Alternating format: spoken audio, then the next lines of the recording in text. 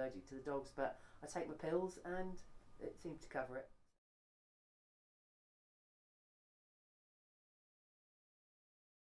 Hello, my name's Pattrick and this is my rescue, Norfolk Greyhound Rescue. Richard and I met at school and our lives were totally different before we ever did all of this, just ordinary plod along lives, nothing like this. We've been together for about 27 years and we do this together. I do more of the admin side, but we decided we were going to get a dog probably about 15 years ago. Didn't jump into it, not something that we rushed into. We made sure that we were going to choose the right dog. Had to be the right dog for the family, right dog for us. We didn't really want a dog that was going to take up a lot of our time walking and stuff, so we knew we didn't want a Labrador or a Spaniel. We knew 100% we were going to rescue.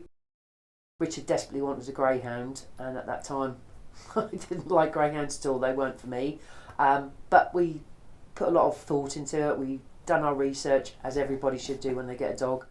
Once you've got the dog, you love them. Do you know what I mean? Like I didn't particularly want Sadie because Richard had fallen in love with Sadie very quickly after losing one of our Greyhounds. So I wasn't ready to sort of have another dog. But once they're in your home, you love them, don't you? But great. If you'd have said to me, 10, 20 years ago, longer than 10, but 20 years ago, you'd have a Greyhound. There's no way I'd have said I was going to have a Greyhound. They're just ugly dogs. But they're not ugly dogs, they're lovely dogs, and I love them dearly. They're all lovely. And when we got our Billy, who's Sally, we don't have anymore, as I've said, as soon as he came into the house, he was just an ordinary black Greyhound, hundreds of which I've seen before. But I knew Billy wasn't going to go anywhere except stay with me, and I can't tell you why. We deal with some trainers that we've taken dogs from in Ireland, but I've never met said trainers. We try not to deal with anyone who is within the racing industry. Our rescues in Ireland have to deal with them because that's, sadly where the dogs come from. But we are more at the fluffy end. We don't deal with them. We don't want to deal with them because, I've got my opinion. Oh, Billy. I loved Billy. I really miss him. Yeah, he was a cracking dog. He was a pain in the bum, but he was a lovely boy. We had him for 5 years and he was just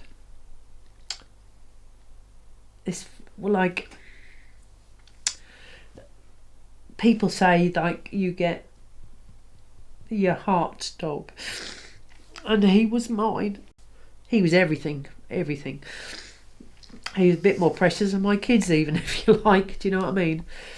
Which is, some people criticise me for saying that, but he was a great dog and I loved him very much.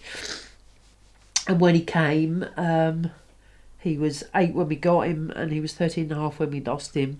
And he came one Christmas and he was a pain in the arse. I mean, he was a soul of a dog. He really was. But he was just... I can't even put it into words because he was just so lovely. I just loved him. And I miss him really, really so much. So we raise the money for the charity by doing things like we have auctions, we have events that we hold. So we go to like a lot of the country fairs and that kind of thing. Obviously we have the adoption fees which come in for the dogs.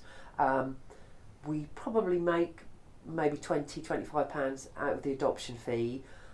We make a little bit more if it's gift aided, so for every £100 we get 25% back from the government. We make, if people can gift aid it, we get a little bit of money back from that.